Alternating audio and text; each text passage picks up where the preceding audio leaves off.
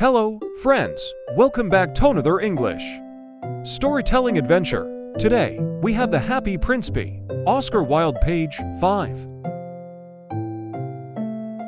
He told him of the red ibises, who stand in long rows on the banks of the Nile and catch goldfish in their beaks, of the Sphinx, who is as old as the world itself and lives in the desert,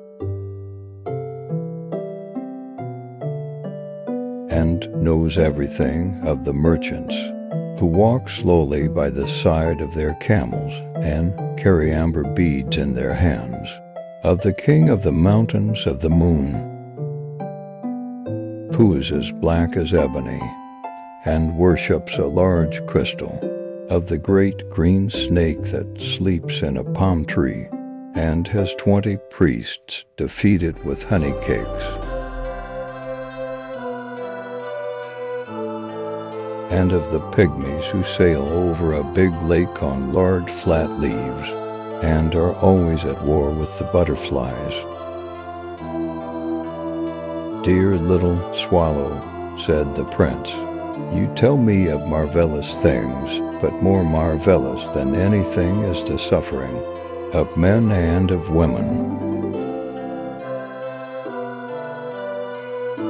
There is no mystery so great as misery.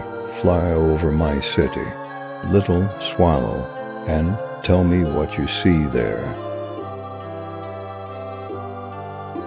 So the swallow flew over the great city and saw the rich making merry in their beautiful houses, while the beggars were sitting at the gates.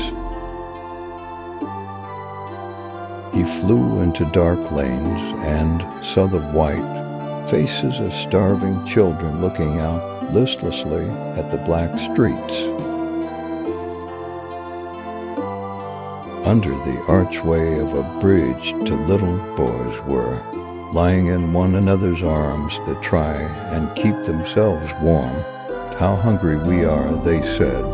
"You must not lie here," shouted the watchman, and they wandered out into the rain. Then he flew back and told the prince what he had seen. "I am covered with fine gold," said the prince. "You must take it off, leaf by leaf, and give it to my poor." The living always think that gold can make them happy. Leaf after leaf of the fine gold the swallow picked off, till the happy prince looked quite dull and gray. Leaf after leaf of the fine gold he brought to the poor, and the children's faces grew rosier, and they laughed and played games in the street. "We have bread now," they cried. Then the snow came, and after the snow came the frost. The streets looked as if they were made of silver. They were so bright and glistening. Long icicles like crystal daggers hung down from the eaves of the houses. Everybody went about in furs, and the little boys wore scarlet caps and skated on the ice. The poor little swallow grew colder and colder, but he would not leave the prince. He loved him too well. He picked up crumbs outside the baker's door when the baker was not looking and tried to keep himself warm by flapping his wings. But at last he knew that he was going to die. He had just strength to fly up to the prince's shoulder once more. "Goodbye, dear prince," he murmured. "Will you let me kiss your hand?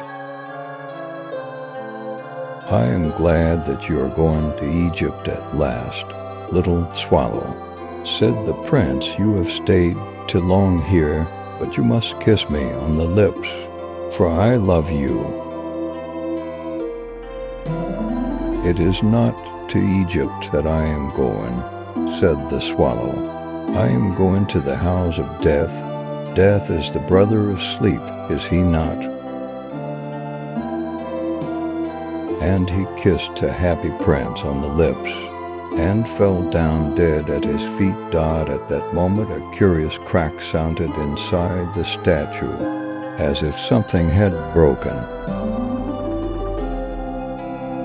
The fact is that the leaden heart had snapped right in two. It certainly was a dreadfully hard frost. Early the next morning, the mayor was walking in the square, below in company with the town councillors as they passed the column. He looked up at the statue. "Dear me, how shabby the happy prince looks," he said.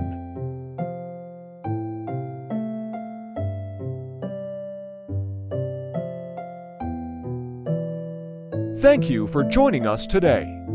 This story from Oscar Wilde and page for total is 6 page. Don't forget to subscribe to our channel for more English stories. See you next time.